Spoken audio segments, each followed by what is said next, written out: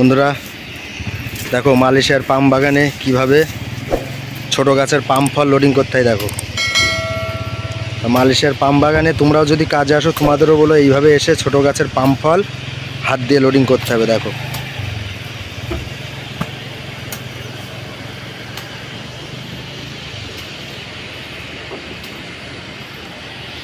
এই হলো পাম ফল, এই পাম ফল থেকেই বলো পাম তেল তৈরি হয়। আর ইন্ডিয়ার থেকে বাংলাদেশতে বহুত জায়গাতে এই মালয়েশিয়ার পাম বাগানে এই পাম ফল কাটা কাজে আসে। সব এই পাম ফল কেটে রেখেছে রাস্তায়। এই যে আমরা ট্র্যাক্টর নিয়ে এসেছি, এই ট্র্যাক্টরে লোডিং করছে পাম ফল, এই যে হাত দিয়ে। সব ছোট গাছের পাম ফল বন্ধুরা।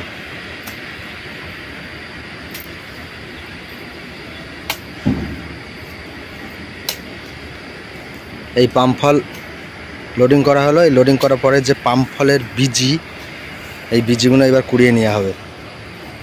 কেন পাম ফলে অতিরিক্ত যে ছোট ছোট যে ফলগুলো বীজি বলা, এই বীজি অতিরিক্ত পেকে গেলে এইভাবে পড়ে যায় পাম ফলের থেকে।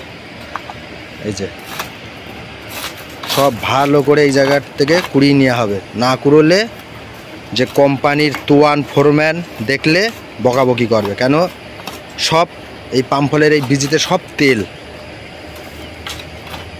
তেল হবে, এগুলো সব কোম্পানির মধ্যেই দেবে। সব পাম ফল তোলার পরে ছোট পাম ফলের বীজগুলো পড়ে থাকলে সব কুড়িয়ে নিতে হবে। এই বীজগুলো তোলা হচ্ছে। আর পিছনে আমাদের এই যে ফ্যাক্টরি দেখা যাচ্ছে, এই যে বীজগুলো আমরা এখন তুলালাম। এই বীজগুলো, এই যে ফল, এই ফলের বীজি প্রচুর পরিমাণে তেল আছে। এর জন্য আমাদের মানে রাস্তার পাশে যেগুলো থাকে এগুলো ফেলতে নেই, একেবারে তুলে নিতে হয় সঙ্গে ফলের সঙ্গে সঙ্গে।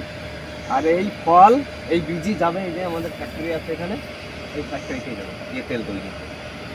তো বন্ধুরা শুনতে পারলে আমাদের যে সাইড, সেই সাইডেই তেল ফ্যাক্টরি আছে যেখানে পাম তেল প্রসেস করা হয় এখানে।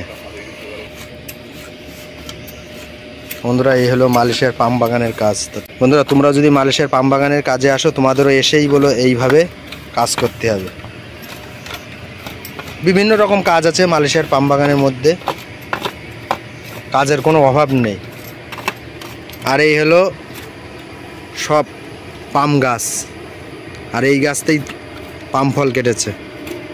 আর সেই পাম ফল আজকে আমরা লোডিং করতে এসেছি। ছোট গাছের পাম ফল, ছোট গাছের পাম ফল হাত দিয়ে লোডিং করা হয়। বড় গাছের পাম ফল ট্র্যাক্টরের সামনে গেরেবার সিস্টেম আছে, গেরেবার দিয়ে লোডিং করা হয়।